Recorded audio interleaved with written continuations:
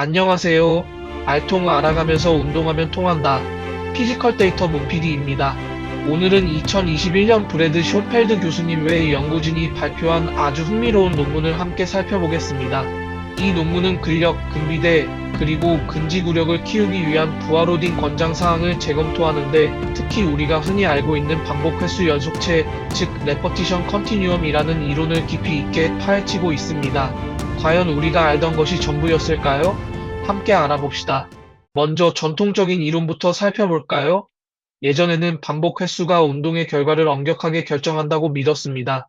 예를 들어 무거운 무게로 15회 반복하면 그 근력이, 중간 무게로 8에서 12회 반복하면 그 근비대가, 그리고 가벼운 무게로 15회 이상 반복하면 근지구력이 최적화된다는 생각이었죠. 이 반복 횟수 연속체 이론은 부하의 크기가 훈련의 결과를 아주 명확하게 나눈다고 보았습니다. 하지만 최신 연구 결과들은 이러한 전통적인 경계를 허물고 있습니다. 보이시는 것처럼 기존의 딱딱한 경계에 금이 가고 있죠? 연구에 따르면 부하와 근육 적응 사이의 관계가 기존 이론보다 훨씬 더 유연하다는 사실이 밝혀졌습니다.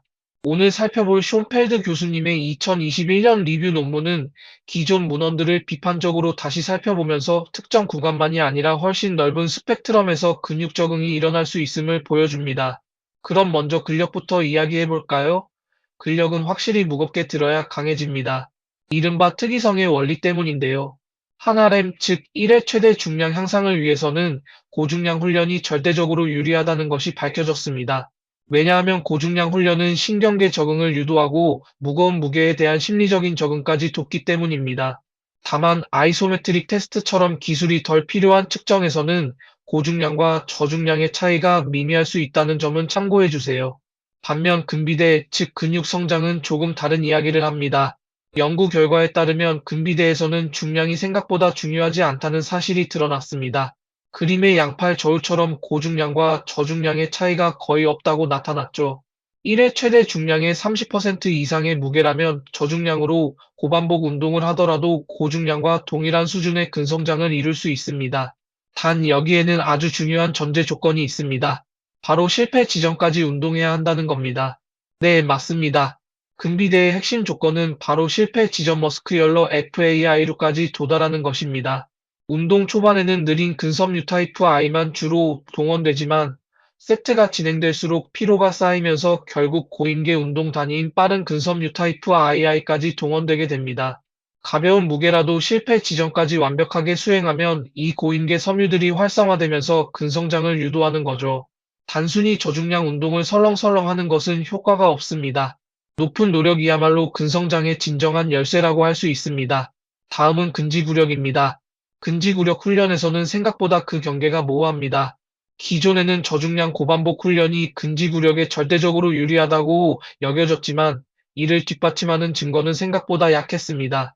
특히 하체 운동에서는 저중량의 이점이 일부 관찰되기도 했지만 상체 운동에서는 중량에 따른 차이가 불분명한 경우가 많았습니다. 결론적으로 근지구력은 반복 횟수 연속체를 엄격하게 따르지 않을 수 있다는 점을 시사합니다. 그럼 우리는 어떤 중량을 선택해야 할까요? 이는 효과의 문제가 아니라 개인의 선호도와 신체 상태에 달린 선택의 문제입니다. 고중량 훈련은 시간 효율적이지만 관절 스트레스와 부상 위험이 높을 수 있습니다. 반면 저중량 훈련은 관절 부담이 적다는 장점이 있지만 높은 대사 스트레스와 고통을 유발하고 훈련 시간이 길어진다는 단점이 있습니다. 결국 정답은 없습니다. 나에게 맞는 방식을 선택하는 것이 중요합니다. 결론적으로 우리는 새로운 패러다임 스펙트럼의 확장을 이야기할 수 있습니다. 근력은 여전히 고중량에 특화되어 있지만 근비대는 훨씬 넓은 부하 스펙트럼, 즉 1RM의 30% 이상이라면 어떤 중량으로도 가능하다고 할 수 있습니다. 그리고 근지구력은 아직 모호한 부분이 많지만 역시 다양한 중량에서 효과를 볼 수 있습니다. 이제 특정 중량만이 옳다는 고정관념에서 벗어나야 할 때입니다. 오늘 내용을 다시 한번 요약해 보겠습니다. 첫째, 근력은 1RM 향상을 원한다면 무겁게 들어야 합니다.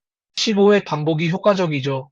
둘째, 근비대는 1RM의 30% 이상 중량이라면 실패 지점까지 수행 시 모든 중량이 효과적입니다.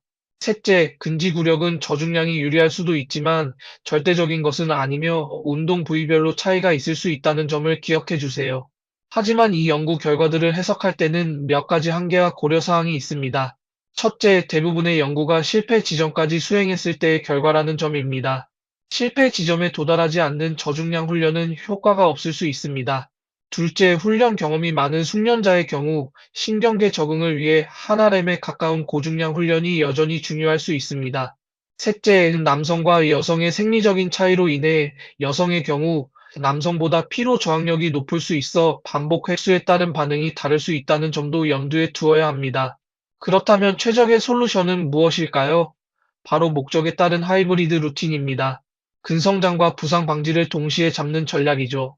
예를 들어 메인 리프팅으로는 고중량 저반복을 통해 근력을 키우고 보조 운동으로는 중중량 중반복으로 근비대를 노리며 고립 운동으로는 저중량 고반복으로 실패 지점까지 수행하여 관절을 보호하면서 근지 구력을 향상시킬 수 있습니다. 이처럼 주기와 PRIODIG, ATION을 통해 다양한 반복수를 섞는 것이 장기적인 성장과 부상 방지의 가장 이상적인 전략이라고 할 수 있습니다.